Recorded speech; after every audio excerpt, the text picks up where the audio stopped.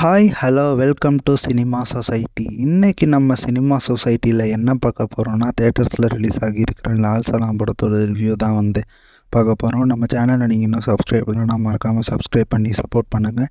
இப்போ வாங்க வீடியோக்குள்ளே போகலாம். லால் சலாம் படத்தில் பார்த்தீங்கன்னா விஷ்ணு விஷால், விக்ராந்த், அப்புறம் super star Rajinikanth extended cameo பண்ணியிருக்காரு. படத்தோட கதை என்னென்னா, 3 ஸ்டார் எம்சிசி அப்படின்னு சொல்லி 2 கிரிக்கெட் டீம் இருக்குது. இதில் 3 ஸ்டார் கேப்டனாக விக்ராந்த் இருக்கார், எம்சிசி கேப்டனாக விஷ்ணு விஷால் இருக்கார். ஒரு நாள் பார்த்திங்க அப்படின்னா இவங்களுக்குள்ளேயே மேட்ச் நடக்குது. அதில் ஒரு மிகப்பெரிய பிரச்சனை நடக்குது. அதனால் அது என்ன பிரச்சனை, அதுக்கப்புறம் நடந்த ஸ்டோரி தான் பார்த்திங்க அப்படின்னா இந்த லால் சலாம் படத்தோடைய மொத்த கதையே. ஆக்டிங் வைஸ் பார்த்திங்க அப்படின்னா சூப்பர் ஸ்டார் அவர் கொடுக்கப்பட்ட ரோலை நீட்டாகவே பண்ணியிருக்காரு. விஷ்ணு விஷால் அண்ட் விக்ராந்த் பார்த்திங்க அப்படின்னா நீட்டான பர்ஃபார்மன்ஸை கொடுத்துருக்காங்க. படத்தோட பிரச்சனை எங்கே இருக்குது பார்த்திங்கன்னா, ஸ்டோரி அண்ட் ஸ்க்ரீன் பிளேயில் தான் இருக்குது.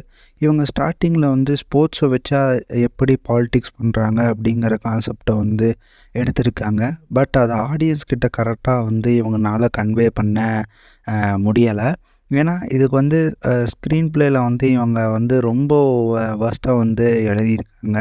ஸ்டார்டிங்கில் பார்த்திங்க அப்படின்னா அழகாக கொண்டு போய் எழுத்தாங்க. அதுக்கப்புறம் பார்த்திங்க அப்படின்னா எதுக்கு பிரேக் போட்டு ஒரு பாட்டு ஒன்று வந்துச்சு. இந்த படத்துக்கு ஹீரோயின் தேவையே கிடையாது. ஆனால் ஒரு சாங்குக்காக ஒரு டான்ஸ்க்காக ஹீரோயின் வேணும்னு சொல்லி பார்த்திங்க அப்படின்னா கொண்டு வச்சுருக்காங்க. ஸோ மித்தபடி ஆக்டிங் வைஸில் தம்பி ராமையா ஓரளவுக்கு நல்லாவே பர்ஃபார்மன்ஸ் பண்ணியிருந்தார். இன்டர்வல் பிளாக்லாம் பார்த்திங்க அப்படின்னா இதெல்லாம் ஒரு இன்டர்வல் பிளாக்கா அப்படின்னு சொல்லி ஆயிடுச்சு. இவங்க இந்த கான்செப்ட்லேயே பார்த்திங்க அப்படின்னா இன்னும் நல்லா டீப்பாக கொண்டு போகலாம். பட் இவங்க எடுத்துக்கிட்ட கான்செப்ட்டுக்கு கரெக்டான ஸ்க்ரீன் ப்ளே பண்ணாதனால படம் மொத்தமாகவே வாஷ் அவுட் ஆகிடுச்சு. ஸோ இதுக்கு 2.5 மணி நேரம் அப்படின்னு சொல்லி தோணுச்சு. பாட்டு எல்லாம் கட் பண்ணி எடுத்துட்டிங்க அப்படின்னா இந்த படத்தை அழகாக 2 மணி நேரத்துக்குள்ளே சுருக்கி கொடுத்துருக்கலாம். பட்டு எதுக்கு இவங்க இப்படி பண்ணாங்கன்னு சொல்லி தெரியல. தேட்டரில் சீரியஸாக உட்காரவே முடியலை படத்தில்.